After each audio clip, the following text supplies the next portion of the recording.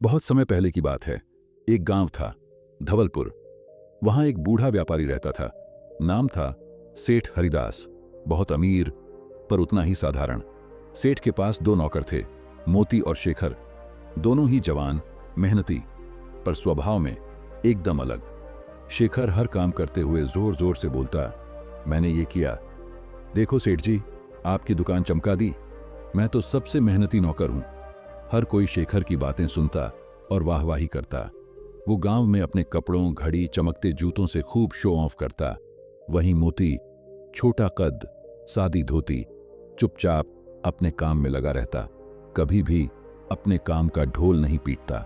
लोग समझते ये तो बस काम चला रहा है, ज्यादा समझदार नहीं लगता। एक दिन की बात, सेठ हरिदास बहुत बीमार पड़ गए।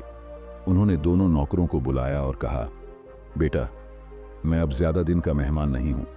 मैं चाहता हूं कि तुम दोनों मेरे बेटे की तरह काम संभालो, पर देखना है किस में ज्यादा समझ है।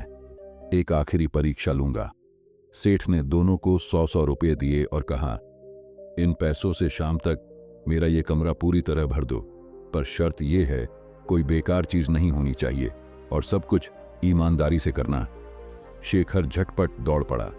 मोती ने धीरे से सिर झुकाया और चुपचाप निकल गया। शेखर गया मंडी में, भूसे वाला ढूंढा। भाई, भूसा कितने में मिलेगा? 25 रुपये में पूरा गट्ठा। शेखर ने 4 गट्ठे खरीदे, कमरे में लाकर फैलाया। भूसा उड़ रहा था, पूरा कमरा भर गया। वो खुशी से चिल्लाया, सेठ जी देखिए, कमरा तो पूरा भर गया, वो भी 100 रुपये में।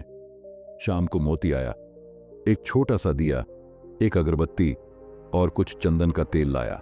सेठ ने हैरानी से पूछा, इतना सा सामान, इससे क्या होगा?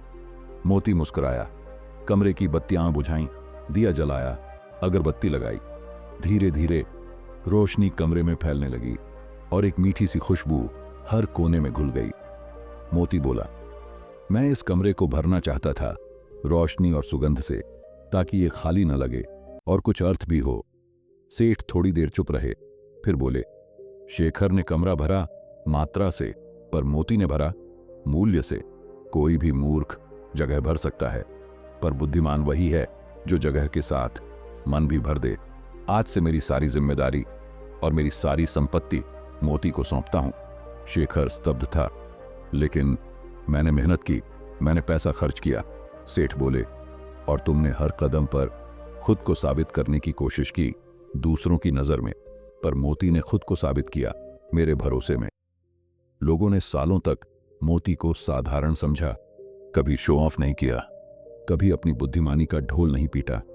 पर जब वक्त आया, उसका धैर्य, सादगी और असली समझ चमक उठी। जो हर समय खुद को दिखाने की कोशिश करता है, वो अक्सर खुद को खो देता है। पर जो चुपचाप सही काम करता है, एक दिन उसकी खामोशी खुद बोल उठती है। अगर आपको ये कहानी अच्छी लगी हो और आप चाहते हैं कि आपके जीवन में भी मोती जैसी सादगी और समझदारी आए, तो इस चैनल को जरूर सब्सक्राइब करें। और याद रखिए, जो शांत है वो कमजोर नहीं, वो बस अपनी जीत की आवाज सही वक्त पर निकालता है।